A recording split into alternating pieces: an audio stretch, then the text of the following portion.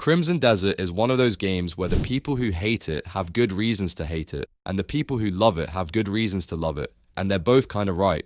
And honestly, that's the real problem here. 2 million copies sold in 16 hours, 239,000 concurrent players on Steam, a mixed user rating with almost 5,000 negative reviews in the first half a day, and Pearl Abyss's stock price just fell off a cliff, down nearly 30% overnight. So clearly, something weird is going on, right? Because the game is selling like crazy, but people are also really unhappy. And I think the answer is actually pretty simple once you see it. A lot of people went into Crimson Desert expecting a Witcher 3, and I get it. Look at the trailers, cinematic combat, brooding dude on a horse, big fantasy world, sweeping orchestral music, dramatic story beats about betrayal and war. If you watched that marketing and thought, okay, this is a big story-driven RPG with a hook and compelling characters, that's a completely reasonable takeaway from what Pearl Abyss showed you, but that's not what this game is, like, at all.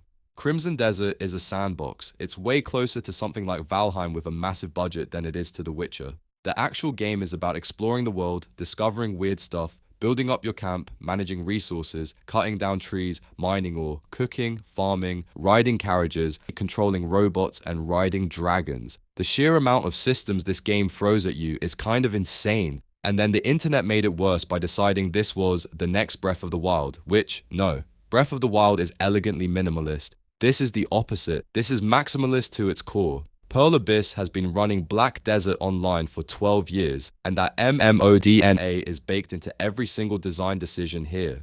Now here's the thing that I think is important and gets lost in the noise. Most of these systems aren't half-assed. The mini-games, the crafting, the economy, the sub-mechanics, they actually feel like the developers cared about each piece. It doesn't feel cynical or like padding. It feels like Pearl Abyss was genuinely excited about all of this stuff and wanted it in there. The combat, once you actually learn it, is a blast.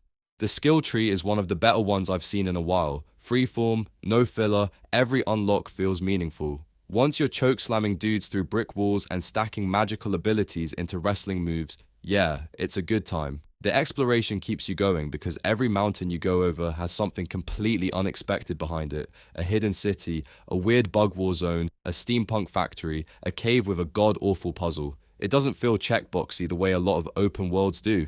But if you went in looking for the hook, that big narrative pull, the I need to see what happens next, you're just not going to find it. The story is disjointed. Cliff as a protagonist has almost nothing going on. He grunts. He says, when someone tells him the world is ending. You're not falling in love with these characters. Where you actually get invested is in the power fantasy, getting stronger, finding better gear, flying around the world like a badass. That loop is what keeps you playing, not the cutscenes. So instead of thinking about it as an RPG with less, think of it as a sandbox game with more. And from that angle, it's genuinely impressive. But even for the people this game is for, and this is the uncomfortable part, it has a brutal start, like genuinely rough. The first 8 or so hours are not good. The tutorial is drawn out, it's not exciting, it feels like content got cut. The game dumps system after system on you without teaching you properly, and then expects you to remember controls it mentioned once 3 hours ago, if it even mentioned them at all. And the controls themselves, man, some of these decisions feel like a step backwards from where the rest of the industry is at. Holding right trigger and right bumper at the same time as one of your first inputs, the pickup button being the same as jump, sheathing your sword is a different key than sheathing your bow, inventory management that fights you constantly.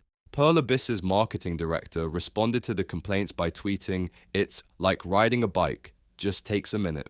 Which is kind of a wild thing to say when your player base is telling you the controls suck. And yeah, people who push through 50, 70, 100 hours do say it becomes second nature. But Steam gives you a 2-hour refund window, and this game doesn't click until hour 8. People are writing their reviews and making their purchase decisions way before the game shows them what it actually has to offer. And this is where it all comes together. You had a game that was marketed like a cinematic RPG, reviewed like a flawed but good sandbox, and hyped like a generational masterpiece, and none of those are the same product. The Metacritic landed at 78, which is fine. That's good even. That's Dragon's Dogma 2 territory. Good game with notable flaws is an accurate description of what this is. But the internet had already decided this was going to be a 90+ game of the year thing. Investors priced the stock that way. Fans had already emotionally committed, so when 78 dropped, the stock cratered, fans went after reviewers. The whole thing turned into a fight about scores before most people had even touched the game. Then those people actually played it, and the Steam user score landed at 60%, mixed, lower than the critics they were defending it from. That's the hype cycle doing what it always does, building something up so high that very good feels like a failure. Look, if this game clicks with you, and there are a lot of caveats to that if, you're going to really dig it. The world is a technical marvel. The exploration is rewarding. There are hundreds of hours here for the right kind of player, and they're going to love it. But if you want a tight, story-driven experience, or if a game doesn't hook you in the first few hours, this probably isn't for you. And that's fine. Not every game has to be for everybody. I'd honestly say don't listen to me, or any single reviewer on this one. Watch someone play it. Look at hours 10 through 15, not just the opening. See if that sandbox loop, the exploring, fighting, building, looting, looks like something you want to live in. Because the game itself isn't really the problem. The problem is the gap between what Crimson Desert was sold as and what it actually is. The trailers promised one fantasy, the game delivered a different one. Both are valid, they're just not the same thing. And until people wrap their heads around that, the discourse around this game is going to stay a mess.